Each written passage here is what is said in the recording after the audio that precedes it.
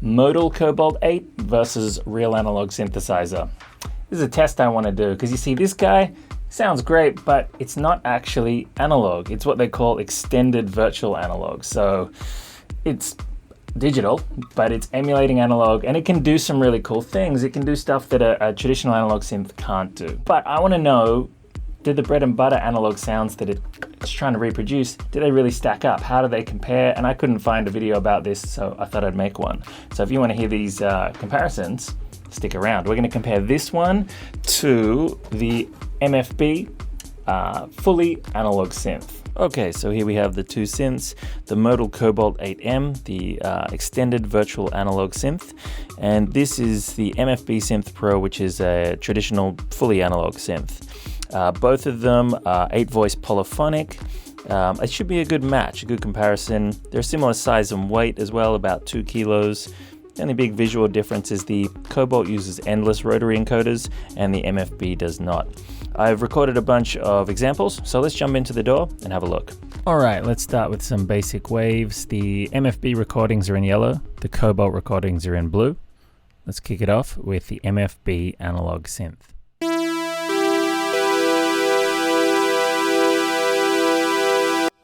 Cobalt.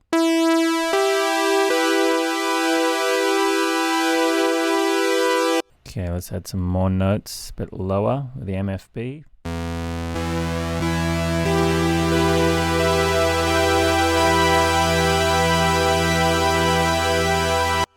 And the Cobalt.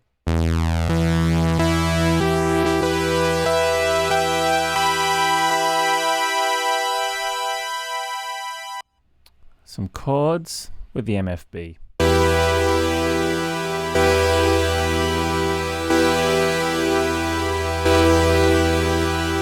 Now the Cobalt.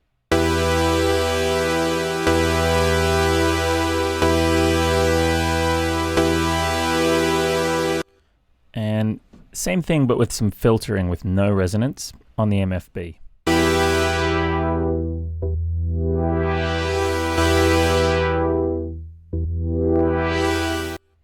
Now on the Cobalt.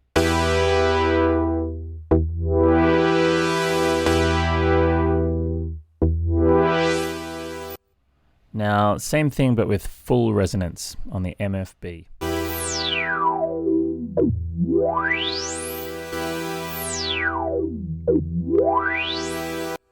Cobalt.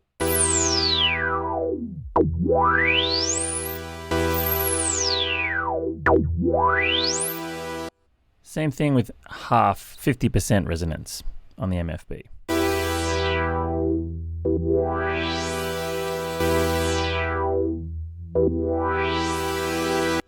On the Cobalt.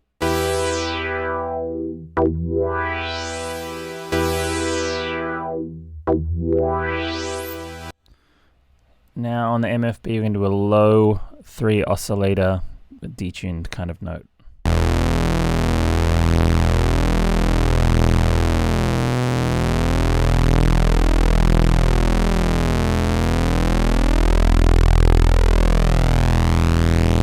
Now on the Cobalt.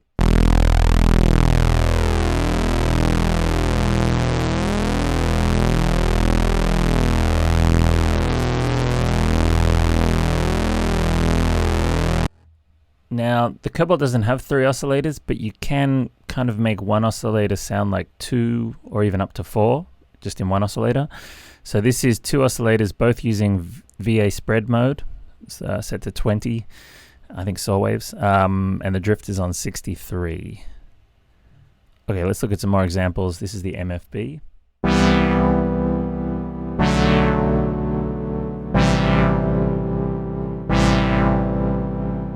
Now the Cobalt.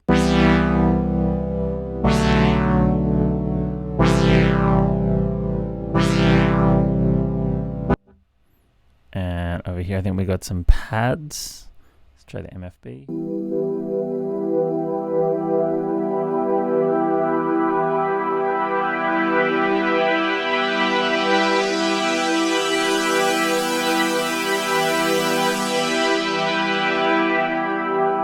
And the Cobalt.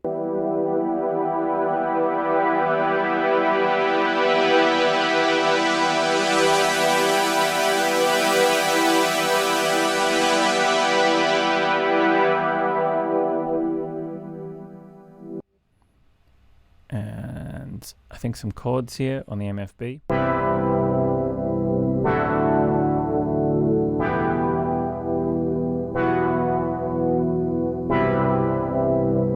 Cobalt.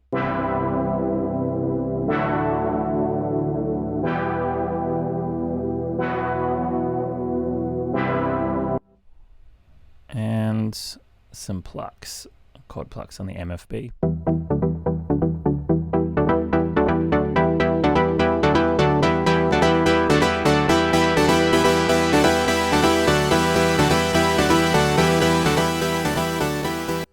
Cobalt.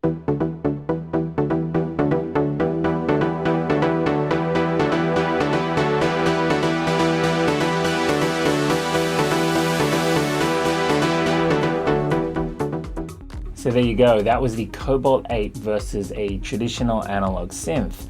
I thought some of the sounds came really close actually, especially considering the Cobalt can do way more other sounds that the MFB could never possibly do. I was pretty impressed at how close it got, but if I was being really picky, sometimes it does sound a little bright, a little hollow, a little harsh, but that's just by the smallest percentage. I think most people in the world would never notice that difference. It's so close. So I guess you got to ask yourself what you're getting it for. For me, I was looking for a small portable synth to travel with, to play shows with, something I can throw in my check-in luggage. So I needed something, that's why I'm looking for a small one. And I really wanted it for my project to sound super analog and even a little bit old and vintage as well too. That was important to me. So I'm probably going to go ahead with the MFB instead of the Cobalt. But the Cobalt's really, it was not an easy decision. The Cobalt's really impressive, and I think if you're looking for a polyphonic analog style synthesizer, you might love it. I mean, there's some good things going for it. I mean, it's half the price already, straight away. Actually, I wrote some notes of things of my favorite pros and cons of both. So let's go through them. So, reasons why I like the Cobalt. The endless rotary controls I think is excellent, especially for live, because as soon as you touch them, they're always going to be in the right spot. They're not needing to correct from their current position. Whereas with the MFB, when you touch it, actually even when you turn it, it's going to snap to the wrong position and be a little bit jarring. I love the width control on the on the Cobalt as well too. You can automatically pan different voices left and right by whatever amount you want. It makes a beautiful stereo effect without causing like phase problems or anything. It's just natural. The polyphonic LFOs are excellent. It's so great for getting movement. Every single note can have their own fluctuation. It's really good. What else? They've got a great application for it too that makes it really easy to visualize what's happening for the parameters you can't see, and to save and manage your presets. Better sequencer as well too, by the way, in the Cobalt. Now let's see. And it did a really good job of emulating the analog sound, but I did have to work a little bit to make it sound similar. Whereas I did like with the MFB, if I wanted to make a super traditional analog sound, it was just there immediately. But let's talk about the pros and cons of the MFB too, and this could be pros and cons for an analog synth in general. Sure, it sounds immediately analog, but it can't do as much. I didn't show you all the other sounds that the Cobalt can do because there's loads of videos about that already on YouTube. Go and look up the sounds of it. But it does beautiful ethereal pads and almost an FM type things and stuff that the MFB or any analog synth could never do. But I do like that the MFB has more knobs, more like knob per function. I can immediately grab it. I don't need to go through a menu or anything. Like I said, I like that it immediately sounds analog without trying.